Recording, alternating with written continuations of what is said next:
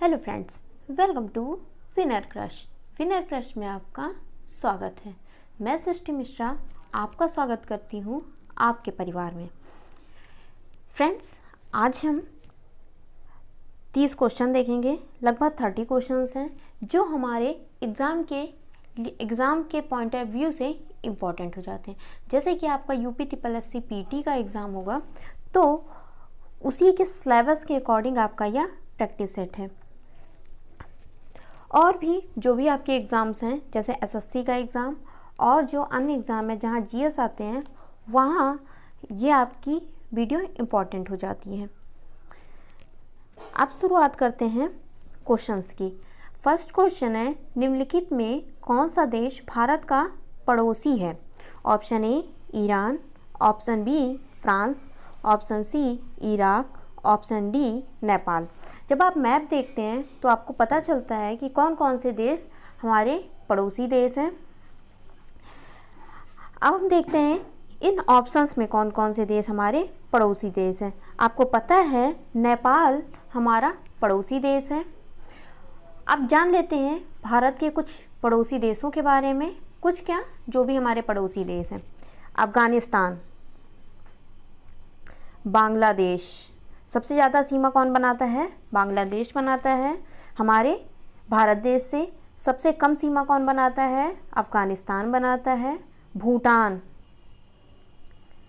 चीन, म्यांमार और पाकिस्तान, नेपाल, ये सब हमारे कौन से पड़ोसी देश हैं जो हमारी भूमि से हमारी सीमा बनाते हैं। आप इसका ट्रिक भी जानते होंगे, बचपन में MBA, ये काफ़ी ज़्यादा पॉपुलर भी है। बचपन में MBA, बांग्लादेश, चीन, पाकिस्तान, नेपाल, म्यांमार, भूटान और अफ़गानिस्तान। नेक्स्ट क्वेश्चन हम देखते हैं। नेक्स्ट क्वेश्चन क्या है? टका किस देश की मुद्रा है? Option A Norway, option B Bangladesh, option C Poland या ऑप्शन डी कोई नहीं। तो आपको पता है टका कहाँ की मुद्रा है? बांग्लादेश की राजधानी क्या हो जाता है? ढाका हो जाता है। और मुद्रा क्या हो जाता है? आपका टका हो जाता है। नेक्स्ट क्वेश्चन हम देखते हैं, ब्रिक्स बैंक का मुख्यालय कहाँ स्थित है? Option A Shanghai, option B Beijing, option C Moscow या ऑप्शन डी डरबन। आपको पता है ब्रिक्स बैंक क्या है? BRICS bank new development bank, इसे हम क्या कहते हैं? ये है BRICS bank. BRICS bank new development bank है। तो इसका हेडक्वार्टर कहाँ हो जाता है? ये आपका शंघाई में हो जाता है। अब हम ब्रिक्स के बारे में जान लेते हैं, क्योंकि पता है आपको कि अभी हाल ही में इसका सम्मेलन हुआ है। इसमें कौन कौन से देश शामिल हैं? ब्राज़ील, रसिया, इंडिया, चाइना। जब इसका निर्माण हुआ था 2009 में जब ब्रिक्स का निर्माण हुआ था तो कुल कितने देश शामिल थे? 4 देश शामिल थे, बांग्लादेश, रसिया, रूस, इंडिया और चाइना। लेकिन 2010 में कौन शामिल हो जाता है? साउथ अफ्रीका 2010 में शामिल हो जाता है। 2021 में इसकी मेज़बानी 13वीं बैठक कहाँ पर होती है? या इंडिया में होती है। 2022 में कहाँ पर हुई है? 2022 में अभी हाल ही में संपन्न हुआ है, यह आपका चाइना में। और फिर उसके बाद क्या होगा? आपकी 2023 की बैठक कौन करेगा? यह आपका साउथ अफ्रीका करेगा। नेक्स्ट क्वेश्चन हम देखते हैं, नोबेल पुरस्कार जीतने वाली पहली महिला कौन थी? नोबेल पुरस्कार जीतने वाली पहली महिला कौन थी? Option a Irene Juliot Curie, option b Marie Curie, option c Dorothy Crowfoot Hodgkin या ऑप्शन डी अदा ई योनाथ।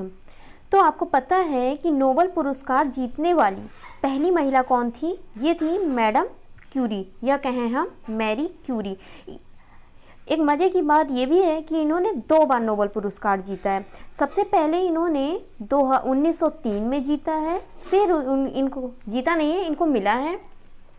फिर उसके बाद 1911 में भी इनको नोबेल पुरस्कार मिल चुका है। नेक्स्ट क्वेश्चन हम देखते हैं, प्रवासी भारतीय दिवस हर साल कब मनाया जाता है? ऑप्शन ए 6 जनवरी, ऑप्शन बी 8 जनवरी, ऑप्शन सी 9 जनवरी या ऑप्शन डी 7 जनवरी। तो आपको पता है प्रवासी भारतीय दिवस कब मनाया जाता है? यह मनाया जाता है 9 जनवरी में। पहली बार कब मनाया गया था? यह मनाया गया था 2003 में। और ये मनाने का कारण क्या है? 1915 में 9 जनवरी 1915 में महात्मा गांधी जी भारत आते हैं साउथ अफ्रीका से। इसी कारणवश 9 जनवरी को हम क्या मनाते हैं? प्रवासी भारतीय दिवस मनाते हैं। कुछ और जनवरी के इम्पॉर्टेंट डेज को जान लेते हैं। 1 जनवरी को हम क्या मनाते हैं? वैश्विक परिवार दिवस मनाते हैं। 4 जनवरी को लुइस ब्रेल दिवस मनाते हैं, ये भी आपके लिए इम्पॉर्टेंट हो जाता है। 6 जनवरी को हम मनाते हैं युद्ध अनाथों का विश्व दिवस। 8 जनवरी को हम मनाते हैं अफ्रीका राष्ट्रीय कांग्रेस का स्थापना दिवस। 9 जनवरी को आपको पता है कि प्रवासी भारतीय दिवस मनाते हैं।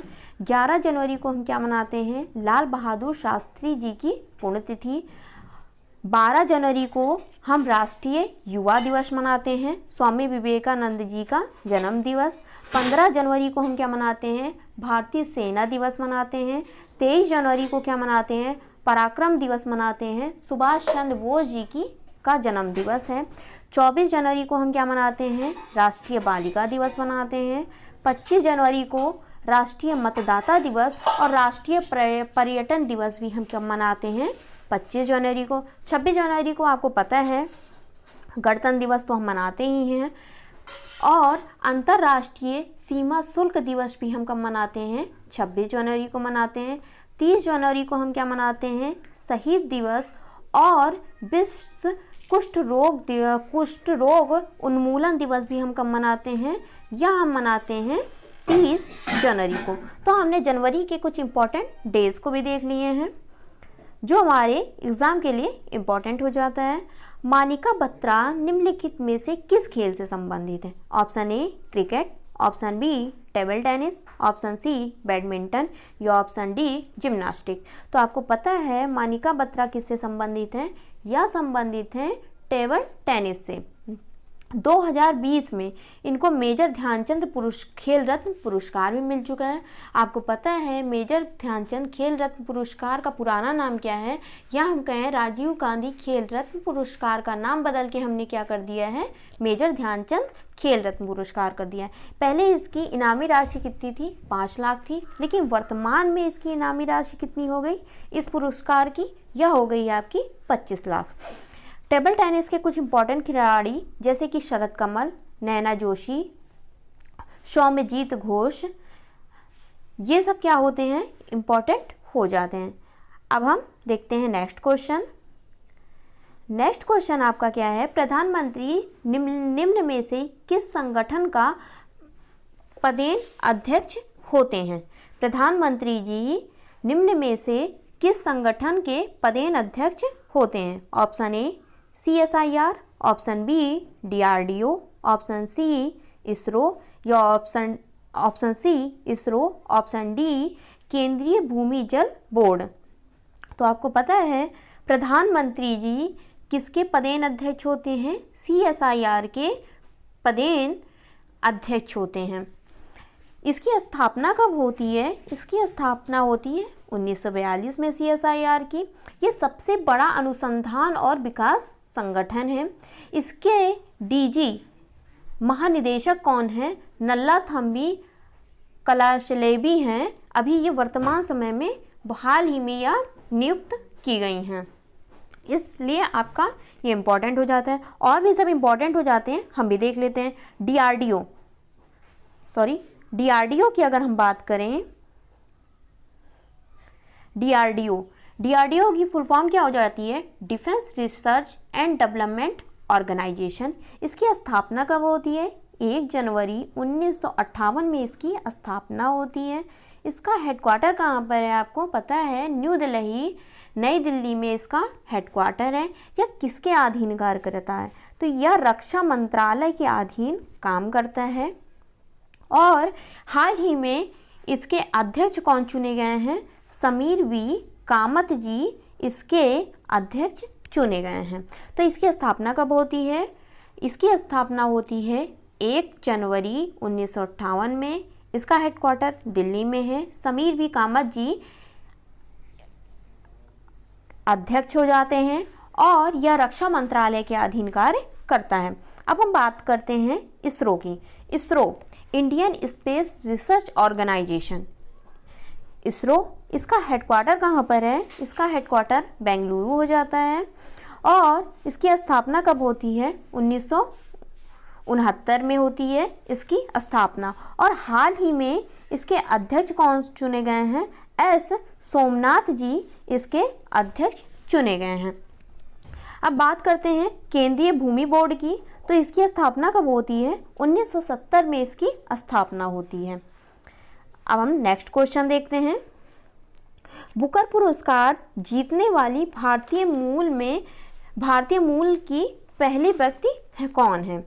बुकर पुरस्कार जीतने वाले पहले भारतीय मूल के व्यक्ति कौन है? Option A Arundhati Roy, option B Salma Rushdie, option C V S. Naipaul या ऑप्शन डी झुंपा लहरी। तो आपको पता है बुकर पुरस्कार जीतने वाले पहले भारतीय मूल के कौन है? वी.एस. नायपाल जी हैं। लेकिन अगर हम बात करें मैन बुकर पुरस्कार जीतने वाली पहली भारतीय महिला, तो यह हो जाती हैं अरुंधति राय। नेक्स्ट क्वेश्चन देखते हैं। अभिज्ञान शाकुंतलम के लेखक कौन है? Option A Tulsidas, option B Vishnu Sharma, option C Kalidas या ऑप्शन डी सूरदास। तो आपको पता है अभिज्ञान शाकुंतलम के लेखक कौन है? यह हो जाते हैं कालिदास जी। तुलसीदास जी की बात की जाए, गीतावली, कवितावली और रामचरितमानस यह किसके द्वारा लिखी गई है? यह तुलसीदास जी के द्वारा लिखी गई है। अगर हम बात करें विष्णु शर्मा जी की, तो पंचतंत्र सबसे इम्पॉर्टेंट हो जाती है। पंचतंत्र यह किसके द्वारा लिखा गया है? यह लिखा गया है विष्णु शर्मा जी के द्वारा। और यदि हम सूरदास जी की बात करें, सूरसागर, साहित्य लहरी, सूरसावलीवती, ये सब किसके द्वारा लिखा गया है? ये सब लिखा गया है सूरदास जी के द्वारा। अब हम नेक्स्ट क्वेश्चन देखते हैं। नेक्स्ट क्वेश्चन है सिमलीपाल राष्ट्रीय उद्यान कहाँ स्थित है? सिमलीपाल राष्ट्रीय उद्यान कहाँ स्थित है? Option a Punjab, option b Delhi, option c Paschim Bangal या ऑप्शन डी उड़ीसा। तो सिमलीपाल भीतरकनिका राष्ट्रीय उद्यान कहाँ पर स्थित है? यह स्थित है उड़ीसा में। अगर हम बात करें इसके गठन की, तो उड़ीसा का गठन कब होता है? 1 अप्रैल 1936 में। और उड़ीसा की राजधानी क्या हो जाती है? यह हो जाती है भुवनेश्वर। भुवनेश्वर को हम मंदिरों का शहर कहते हैं। इसके उड़ीसा के मुख्यमंत्री कौन है? नवीन पटनायक जी हैं।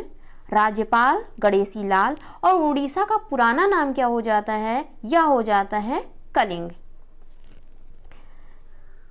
उड़ीसा का हाई कोर्ट कहाँ पर है? उड़ीसा का हाई कोर्ट कहाँ पर हो जाता है? यह आपका उड़ीसा में ही हो जाता है।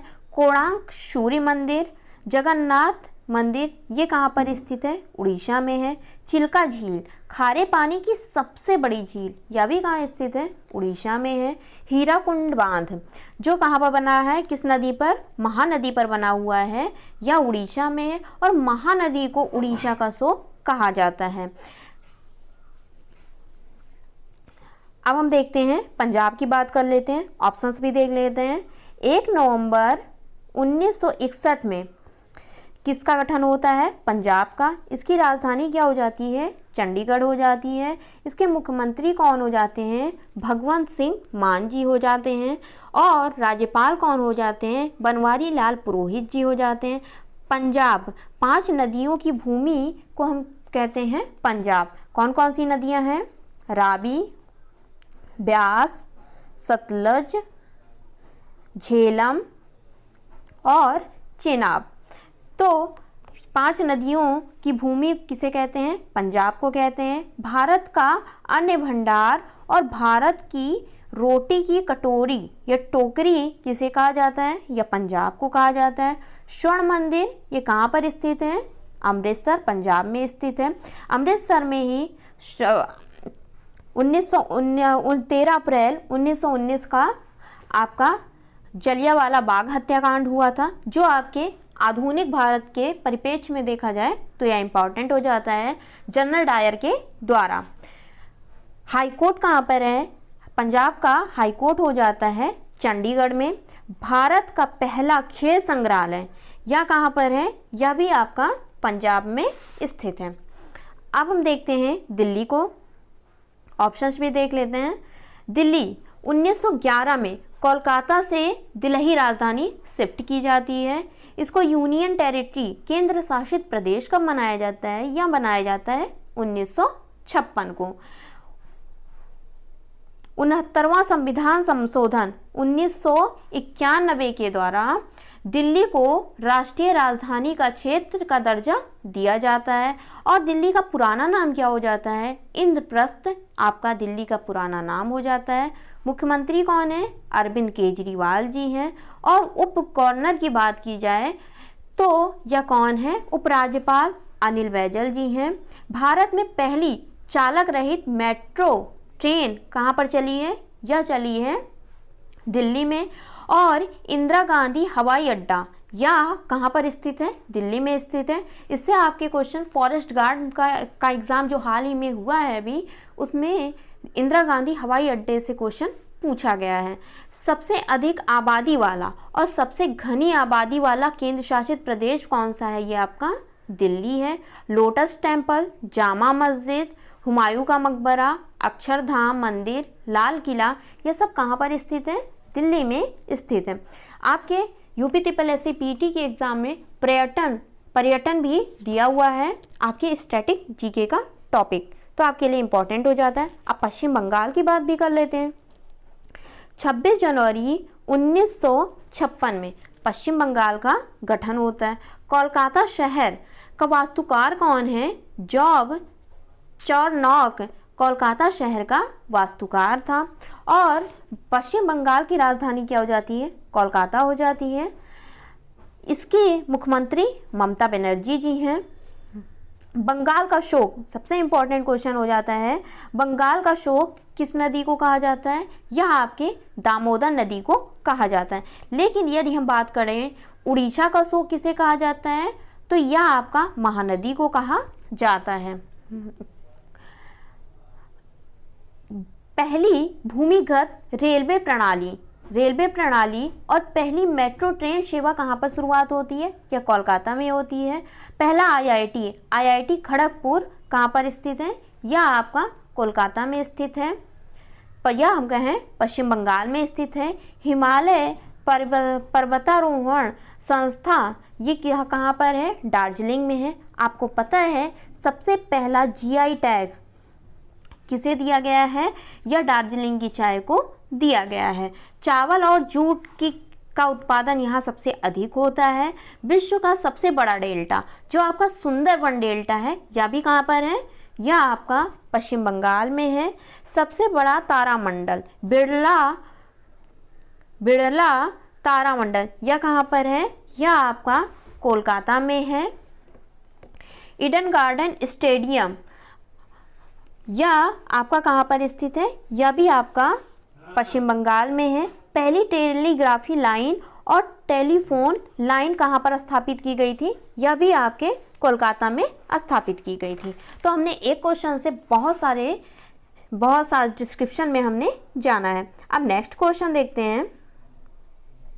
नेक्स्ट क्वेश्चन है, निम्नलिखित में से चंद्रगुप्त मौर्य के शिक्षक कौन थे जो उनके प्रधानमंत्री भी थे? Option A Valmiki, option B Chanakya, option C Aryabhatta या ऑप्शन डी गौतम बुद्ध। तो आपको पता है कि चंद्रगुप्त मौर्य के शिक्षक कौन थे? चाणक्य थे। इनका नाम अन्य नाम भी जान लेते हैं, विष्णुगुप्त, कौटिल्य, इनका अन्य नाम से इन्हें हम जानते भी हैं। नेक्स्ट क्वेश्चन है, हड़प्पा के उस स्थल का नाम बताइए जिसे मृतकों का टीला कहा जाता है। Option A Dholavira, option B Harappa, option C Rangpur या ऑप्शन डी मोहनजोदड़ो। तो मोहनजोदड़ो को हम क्या कहते हैं? मृतकों का टीला कहते हैं। नेक्स्ट क्वेश्चन है आपका, निम्नलिखित में से ग्रैंड ट्रंक रोड के निर्माण का श्रेय किसे दिया जाता है? Option A Akbar, option B Jahangir, option C Humayun या ऑप्शन डी शेरशाह सूरी। तो शेरशाह सूरी जी को ग्रैंड ट्रंक रोड का निर्माण इन्होंने कराया था। शेरशाह सूरी 1545 से लेकर के 1555 तक थे। यह दक्षिण एशिया का सबसे पुराना और सबसे लंबे मार्ग वाला यह रोड है। अकबर ने क्या क्या निर्माण कराया था जान लेते हैं। अकबर ने फतेहपुर सीकरी, आगरा का किला, लाहौर का किला, इलाहाबाद का किला और दिल्ली में हुमायूं का मकबरा, यह निर्माण किसने कराया था? यह निर्माण कराया था अकबर ने। जहांगीर की बात कर लेते हैं। जहांगीर ने कश्मीर का शालीमार गार्डन, और हुमायूं की बात कर लें तो हुमायूं दिल्ली में दीन पनाह या किसे स्टार्ट कराया था? यह कराया था हुमायूं ने। अब नेक्स्ट क्वेश्चन देख लेते हैं, ऋग्वेद में कितने मंडलों में विभाजित है? और जबकि इसमें सूक्ति कितनी है? 1028 सूक्ति का यह संग्रह है। श्लोक कितने हैं? 1028 हैं।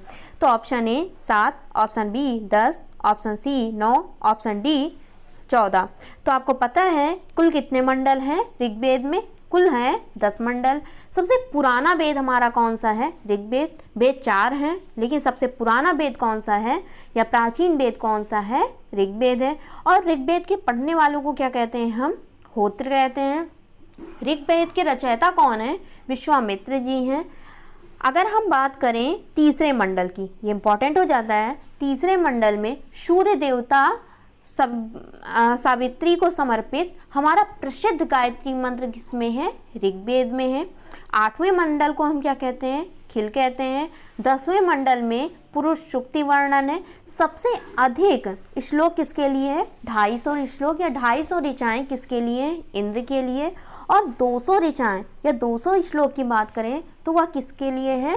या अग्नि के लिए 200 ऋचाएँ हैं। नेक्स्ट क्वेश्चन देखते हैं, भारतीय राष्ट्रीय आंदोलन की अवधि 1885 से 1905 को कहा जाता है। ऑप्शन ए गांधी युग, ऑप्शन बी मध्यम चरण, ऑप्शन सी अतिवादी चरण या ऑप्शन डी उपरोक्त में से कोई नहीं। तो 1885 से 1905 तक के जो कालक्रम था इसको क्या कहते हैं? मध्य चरण कहते हैं। अब देखते हैं नेक्स्ट क्वेश्चन, कौन सा राष्ट्रीय आंदोलन भारत देश की स्वतंत्रता के लिए अंतिम प्रयास था? Option A cabinet mission, option B Cripps mission, option C Bharat छोड़ो आंदोलन, ऑप्शन सी सविनय अवज्ञा आंदोलन। तो भारत छोड़ो आंदोलन हमारे आज़ादी से पहले का आंदोलन था। 1942 से लेकर के 1944 तक यह हुआ था। कैबिनेट मिशन की बात करें, अगर हम सविनय अवज्ञा आंदोलन की बात करें तो यह 1930 से लेकर के 1934 तक था। क्रिप्स मिशन 1942 में। और यदि हम बात करें कैबिनेट मिशन की तो आपको पता है कि ये 1946 में था। कैबिनेट मिशन भारत आया था 1946 में। नेक्स्ट क्वेश्चन देखते हैं, निम्नलिखित में से कौन विदेशी भूमि पर तिरंगा फहराने वाली पहली भारतीय था? ऑप्शन ए बेगम हजरत महल, ऑप्शन बी भीकाजी कामा, ऑप्शन सी एनी बेसेंट या ऑप्शन डी लक्ष्मी सहगल। तो भीकाजी कामा भारतीय या यह एक भारतीय थे भीकाजी कामा, और विदेशी धरती पर सबसे पहले इन्होंने ही तिरंगा फहराया था। नेक्स्ट क्वेश्चन देखते हैं हम, निम्नलिखित में से किस वर्ष महात्मा गांधी द्वारा सत्याग्रह आश्रम की स्थापना की गई थी? ऑप्शन ए 1941, 1920, 1915 या 1932। तो सत्याग्रह आश्रम की स्थापना कब की जाती है? जब गांधी जी साउथ अफ्रीका से भारत आते हैं 1915 में, तो यह सत्याग्रह आश्रम की शुरुआत, इसकी स्थापना करते हैं 1915 में। नेक्स्ट क्वेश्चन है, भारतीय राष्ट्रीय कांग्रेस के निम्नलिखित में से किस सत्र के दौरान सुभाष चंद्र बोस जी ने आईएनसी के यानी कि के अध्यक्ष पद से इस्तीफा दे दिया था? कांग्रेस के जो अधिवेशन हो रहे थे तो ये अध्यक्षता कर रहे थे, तो उस समय इन्होंने किस अधिवेशन के दौरान इन्होंने इस्तीफा दिया था? Option A Tripura, option B Calcutta, option C Jaipur या ऑप्शन डी हरिपुरा। तो सबसे पहले इन्होंने कौन सा किया था? हरिपुरा अधिवेशन किया था किया था 1938 में, लेकिन 1939 में त्रिपुरा अधिवेशन के दौरान इन्होंने इस्तीफा दे दिया था। तो आप कंफ्यूज नहीं होंगे, इन्होंने बैक टू बैक 2 साल 1938 में इन्होंने किसका अधिवेशन किया? हरिपुरा का अधिवेशन किया। 1939 में इन्होंने त्रिपुरा का अधिवेशन इनको करना था। कांग्रेस के जो त्रिपुरा अधिवेशन था उसकी अध्यक्षता इनको करनी थी, लेकिन इन्होंने इस्तीफा दे दिया था। नेक्स्ट क्वेश्चन है, निम्नलिखित में से कौन सी नदी सबसे लंबी नदी? Option A Godavari, option B Narmada, option C Krishna या ऑप्शन डी कावेरी। तो सबसे लंबी नदी कौन सी है? यह आपका गोदावरी नदी सबसे लंबी नदी हो जाती है। गोदावरी नदी की बात कही जाए तो दक्षिण भारत की गंगा किसे कहा जाता है? गोदावरी नदी को कहा जाता है। और यहाँ इसका उद्गम कहाँ पर होता है? महाराष्ट्र के नासिक में त्र्यंबकम पहाड़ी से गोदावरी नदी का उद्गम होता है।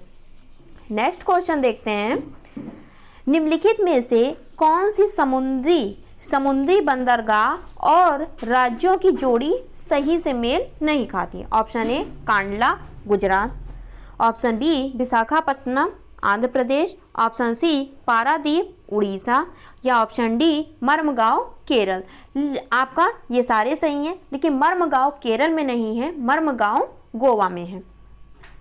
नेक्स्ट क्वेश्चन देखते हैं, कितने कैरेट स्वर्ण को सबसे शुद्ध रूप में माना जाता है? Option A 22, option C 20, option C 24, option D 26। तो आपको पता है सबसे शुद्ध सोना कितने कैरेट को माना जाता है?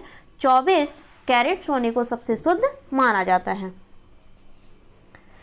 नेक्स्ट क्वेश्चन है, निम्नलिखित में से कौन सा दुनिया का सबसे छोटा महासागर है? ऑप्शन ए प्रशांत, option B Hind, option C Atlantic या ऑप्शन डी आर्कटिक। तो आपको पता है सबसे छोटा महासागर कौन सा है? आर्कटिक महासागर है। और सबसे बड़े महासागर की बात की जाए तो यह कौन सा है? प्रशांत महासागर है। नेक्स्ट क्वेश्चन है आपका, निम्नलिखित में से कौन सा विश्व में तांबे का अग्रणी उत्पादक है? Option A Brazil, option C Chile, option B Chile, option C Australia, option D Mexico. तो विश्व का तांबे के उत्पादन में प्रथम स्थान किसका है? यह चिली का है। नेक्स्ट क्वेश्चन है, इकोनॉमिक्स के क्वेश्चन है, गरीबी हटाओ का नारा कब दिया गया? ऑप्शन ए पहली योजना में, पंचवर्षीय योजना में, या 5वीं पंचवर्षीय योजना में, या 4थी पंचवर्षीय योजना में, या दूसरी योजना में। तो आपको पता है गरीबी हटाओ का नारा 5वीं पंचवर्षीय में दिया गया था, लेकिन 6वीं पंचवर्षीय योजना में गरीबी उन्मूलन और रोजगार या किससे संबंधित था? 6वीं पंचवर्षीय योजना से था। नेक्स्ट क्वेश्चन देखते हैं, निम्नलिखित में से कौन भारत में जीएसटी के अंतर्गत सम्मिलित कर नहीं है? ऑप्शन ए सेवा कर, ऑप्शन बी अतिरिक्त कस्टम ड्यूटी, ऑप्शन सी आयकर या ऑप्शन डी केंद्रीय उत्पादन कर। आयकर जीएसटी से संबंधित कर नहीं है। नेक्स्ट क्वेश्चन है आपका, निम्नलिखित में से कौन भारत में एक राष्ट्रीयकृत बैंक है? Option a bank of Baroda, option b Bandhan bank, option c Axis bank या option d Kotak Mahindra bank. ये सब आपके निजी बैंक हो जाते हैं, लेकिन बैंक ऑफ बड़ौदा आपका एक राष्ट्रीयकृत बैंक है। नेक्स्ट क्वेश्चन, भारत में सार्वजनिक क्षेत्र के उद्यमों में विनिवेश प्रक्रिया किस वर्ष शुरू हुई? Option A 2018, option B 2000, option C 1990 या ऑप्शन डी 1991। तो यह कब शुरुआत होती है? 1991 में सार्वजनिक क्षेत्र में उद्यमों में विनिवेश प्रक्रिया शुरुआत होती है 1991 में। फ्रेंड्स, यह कुछ आपके क्वेश्चंस थे जो आपके स्ट्रेटजी के करंट अफेयर से अभी इसमें अभी क्वेश्चंस नहीं है। नेक्स्ट वीडियो जो आपकी होगी उसमें आपका करंट अफेयर होगा। हिस्ट्री, जियोग्राफी, इकोनॉमिक्स, इनसे संबंधित आपके क्वेश्चंस थे। जैसे कि आपका 10 क्वेश्चन आपका UPSSC PT के एग्ज़ाम में आपके 10 क्वेश्चन स्टैटिक जीके से आते हैं, 5 क्वेश्चन आपका प्राचीन और मध्यकालीन इतिहास से आता है, 5 क्वेश्चन आपका आधुनिक इतिहास से आता है, 5 क्वेश्चन आपका जियोग्राफी भूगोल से आएगा, भारत और विश्व के भूगोल से, और 5 क्वेश्चन आपके इकोनॉमिक्स थे। तो कुल हमने इतने सारे क्वेश्चन देखे जो आपके एग्ज़ाम पॉइंट ऑफ व्यू से इम्पॉर्टेंट हो जाते हैं। फ्रेंड्स, आपको क्लास कैसी लगी या कमेंट बॉक्स में ज़रूर बताइएगा। चैनल पे नए हैं तो चैनल को सब्सक्राइब करिएगा, वीडियो पसंद आई होगी तो लाइक करिएगा, कमेंट करिएगा और अपने दोस्तों परिवार के साथ शेयर करिएगा। वीडियो देखने के लिए धन्यवाद।